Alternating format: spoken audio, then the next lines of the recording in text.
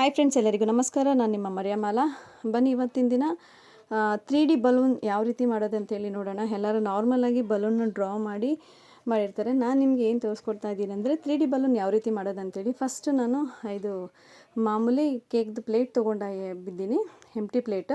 ಅದು ಹಿಂದ್ಗಡೆ ಭಾಗದಲ್ಲಿ ನಾನು ಈ ರೀತಿ ಫಸ್ಟು ಈಗ ನಾವು ಪ್ಲೇನಾಗಿ ನೀಟಾಗಿ ಮಾಡಿಬಿಟ್ರೆ ಏನು ಹೇಗಿರುತ್ತೆ ಅಂತಂದರೆ ಅದೊಂಥರ ಪ್ಲೇನ್ ಅನಿಸುತ್ತೆ. ಸೊ ಅದೊಂಥರ ಎದ್ದೆದ್ದು ಬರೋಂಗಿರಬೇಕು. ಈ ರೀತಿ ಮಾಡಿಬಿಟ್ಟು ನಾನು ಬ್ರಷ್ ತೊಗೊಂಡು ಏನು ಮಾಡ್ತಿದ್ದೀನಿ ಅಂದರೆ ಬ್ರಷಲ್ಲಿ ಪೇಂಟ್ನ ಹಚ್ಕೊಂಡು ಅದನ್ನು ಹೀಗೆ ಒಂಥರ ಡಿಪ್ ಮಾಡಿ ತೆಗಿತಾ ಇದ್ದೀನಿ. ಯಾಕಂದರೆ ಅದು ಹೇಗಿರುತ್ತೆ ಅಂದರೆ ಪ್ಲೇನಾಗಿರೋದಿಲ್ಲ, ಒಂಥರ ಎದ್ದು ಬಂದಂಗೆ ಇರುತ್ತೆ. ಆ ರೀತಿ ಇದನ್ನು ಮಾಡಿಕೊಂಡ್ರೆ ಇದು ತುಂಬಾ ಚೆನ್ನಾಗಿರುತ್ತೆ. 3D ಬಲೂನ್ ನಾವು ಮಾಡೋದಕ್ಕೆ ತುಂಬಾ ಒಂದು ಈಸಿ, ಸುಲಭವಾದ ರೀತಿಯಲ್ಲಿ ಇರುತ್ತೆ ಫ್ರೆಂಡ್ಸ್. ಈಗ ನೀವು ನೋಡ್ತಾ ಇದ್ದೀರಾ, ಇದು ಕಷ್ಟವಾದದ್ದಲ್ಲ. ಇದನ್ನು ಸಹ ನೀವು ಸುಲಭ ರೀತಿಯಲ್ಲಿ ಮಾಡ್ಕೋಬೋದು. ಪೇಂಟ್ನ ಕರೆಕ್ಟಾಗಿ ನೀಟಾಗಿ ನಿಮ್ಮ ಹತ್ರ ಬ್ಲೂ ಕಲರ್ ಇಲ್ಲ ಅಂತಂದರೆ ಡಾರ್ಕ್ ಬ್ಲೂ ಮತ್ತು ವೈಟ್ ಕಲರ್ನ ಸೇರಿಸ್ಕೊಂಡು ನೀವು ನೀಟಾಗಿ ಈ ಕಲರ್ ಬರೋ ತನಕ ಅದನ್ನು ನೀಟಾಗಿ ನೀವು ಕಲಿಸ್ಕೋಬೋದು. ಈ ರೀತಿ ಕಲಿಸ್ಕೊಂಡು ನೀವು ಮಾಡಿ. ನಾನು ಸಹ ಅದೇ ರೀತಿ ಮಾಡಿರೋದು. ಈಗ ನೀವು ನೋಡ್ತಾ ಇದ್ದೀರಾ, ಇದನ್ನು ಕಂಪ್ಲೀಟಾಗಿ ನಾನು ಮಾಡಿದ್ದೀನಿ. ಈಗ ನಾನು ಇದು ಬೆಂಡ್ ಬಬಲ್ಸ್ ಥರ ಅದನ್ನು ನೋಡಿ ಇದನ್ನು ಕಲರ್ ಮಾಡ್ಕೊಂಡಿದ್ದೀನಿ. ಕಲರ್ ಮಾಡ್ಕೊಂಡು ನಾವೇನು ಮಾಡೋಣ ಅಂತಂದರೆ ನಾನು ಮೇಲ್ಗಡೆ ಭಾಗಕ್ಕೆ ಸ್ವಲ್ಪ ಫೆವಿಕಾಲ್ ಹಾಕ್ಕೊಳ್ತೀನಿ. ಈಗ ಒಂದು ಹುಡುಗನ ಡ್ರಾ ಮಾಡಿಬಿಟ್ಟು ನಾವು ಅಲ್ಲಿ ಬಲೂನ್ ಥರ ಬರೆದು ನಾವು ಅದನ್ನು ಡ್ರಾ ಮಾಡ್ಬೋದು. ಬಟ್ ಈಗ 3D ಬಲೂನ್ ಅಂತ ಹೇಳ್ತಂದರೆ ಅದು ಹೇಗೆ ಅಂದರೆ ಎದ್ದು ಬಂದಂಗೆ ಇರಬೇಕು. ಸೊ ಅದಕ್ಕೆ ನಾನು ನ್ಯಾಚುರಲಾಗಿರಲಿ ಅಂಥೇಳಿ ನಾನೇನು ಮಾಡ್ತಿದ್ದೀನಿ, ಈ ರೀತಿ ವೈಟ್ ಕಲರ್ ಬೆಂಡಿಗೆ ನಾನು ಕಲರ್ ಮಾಡಿಕೊಂಡು ಏನು ಮಾಡ್ತಾಯಿದ್ದೀನಿ, ಈ ರೀತಿ ಮಾಡ್ಕೊಂಡು ಇದಕ್ಕೆ ಹಾಕ್ಕೊಳ್ತಾ ಇದ್ದೀನಿ.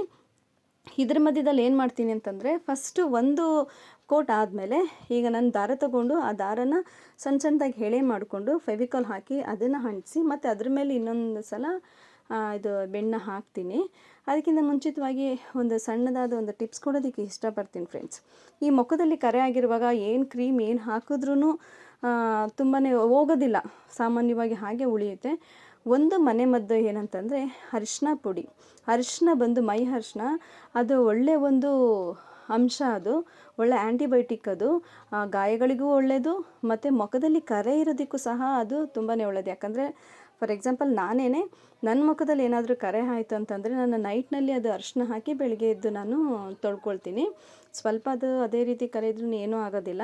ಈ ಒಂದು ಅರಿಶಿನ ಯೂಸ್ ಮಾಡೋದು ಯಾವಾಗಲೂ ಯೂಸ್ ಮಾಡಿ ಅಂತ ಹೇಳೋದಿಲ್ಲ. ಈ ಕರೆಗೆ ಏನಾದರೂ ಬಂತು ಅಂದರೆ ಮುಖದಲ್ಲಿ ನೀವು ಆರಾಮಾಗಿ ನೀವು ಆ ಕರೆಗೆ ನೀವು ಸ್ವಲ್ಪ ಜಾಸ್ತಿನೇ ಅರಿಶಿನ ಹಾಕಿ ಒಂದು 4-5 ದಿನ, 1-2-3 ವಾರ ನೀವು ಆ ರೀತಿ ಮಾಡಿ, ಒಂದಿನ ಬಿಟ್ಟು ಒಂದಿನ ಆ ರೀತಿ ನೀವೇ ನೋಡಿ ಅದ್ರ ರಿಸಲ್ಟ್ ನಿಮಗೆ ಗೊತ್ತಾಗುತ್ತೆ. ಅದು ತುಂಬಾ ಒಳ್ಳೆಯದದು. ಈ ಮುಖದಲ್ಲಿ ಇರತಕ್ಕಂಥ ಕರೆನ ಹೋಗ್ಲಾಡಿಸುತ್ತೆ. ಅದು ಮುಖನ ನೀಟ್ ಮಾಡುತ್ತೆ, ಯಾವುದೋ ಒಂದು ಕರೆಗಳು ಉಳ್ಕೊಳ್ಳೋದಿಲ್ಲ. ಅದರಿಂದ ಈ ಒಂದು ಮಾಹಿತಿ, ಈ ಒಂದು ಹೆಲ್ತ್ ಟಿಪ್ಸ್ ನಾನು ಮಾಡ್ತೀನಲ್ಲ, ಅದು ನೀವು ಸಹ ಈ ಒಂದು ಉಪಯೋಗ ಪಡ್ಕೊಳ್ಳಿ ಅಂತೇಳಿ ನಾನೊಂದು ಈ ಮಾಹಿತಿನ ನಾನು ನಿಮ್ಗೆ ನೀಡಿದ್ದೀನಿ. ಇದು ನಿಮಗೆ ಯೂಸ್ಫುಲ್ ಅಂತೇಳಿ ನಾನು ತಿಳ್ಕೊಳ್ತಾ ಇದ್ದೀನಿ. ಇದು ಹೆಣ್ಮಕ್ಳಿಗೆ ಮಾತ್ರನೇ ಅಂತಲ್ಲ, ಮಕ್ಳಿಗೂ ಸಹ ಮುಖದಲ್ಲಿ ಏನಾದರೂ ಕರೆ ಆದರೆ ಅವರು ಸಹ ಹಾಕಿ ಒಂದು ಕರೆನ ಹೋಗಿಸ್ಕೋಬೋದು ಅರಿಶಿನದಿಂದ. ಬನ್ನಿ ಫ್ರೆಂಡ್ಸ್, ಈಗ ನಾವು ವಿಡಿಯೋದಲ್ಲಿ ಏನಾಗ್ತಿದೆ ನೋಡೋಣ. ಈಗ ನೋಡಿ, ನಾನು ನಿಮ್ಗೆ ಹೇಳ್ದಾಗೆ ಫಸ್ಟ್ ಕೋಟ್ ಹಾಕಿ ನಾನು ಫೆವಿಕಾಲ್ ಹಾಕಿ ದಾರ ಹಾಕಿ ಮತ್ತೆ ಬಲೂನ್ ಹಾಕಿ ಈಗ ಏನು ಮಾಡ್ತಿದ್ದೀನಿ, ಬಲೂನ ಕೆಳಗಡೆ ಕಟ್ಕೊಳ್ತಾ ಇದ್ದೀನಿ. ಅದನ್ನು ಕಟ್ಕೊಂಡು ಏನು ಮಾಡ್ತೀನಿ ಅಂತಂದರೆ ನಾನು ಫೆವಿಕಾಲ್ ಹಾಕಿ ಒಂದು ಆ ರೀತಿ ಅಂಟಿಸ್ಕೊಳ್ತೀನಿ. ಅದು ಅಂಟಿಸ್ಕೊಂಡು ಆದಮೇಲೆ ನಾನು ಈಗ ನೋಡಿ, ಈಗ ನೀಟಾಗಿ ಕಾಣಿಸ್ತಾ ಇದೆ. ಈಗ ಒಂಥರ ಬಲೂನ್ ಎದ್ದು ಬಂದಂಗೆ ಇದೆ. ಈ ರೀತಿ 3D ಬಲೂನ್ ಮಾಡೋದು ಈ ರೀತಿ.